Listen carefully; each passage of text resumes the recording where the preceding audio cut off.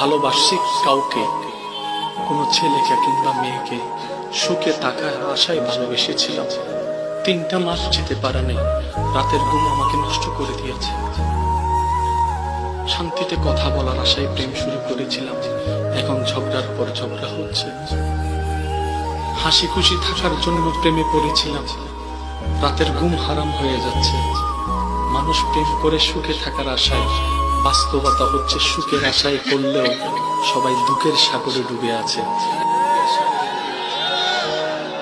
প্রেম যদি করতে মন চায়, 2টা জায়গায় প্রেম করেন।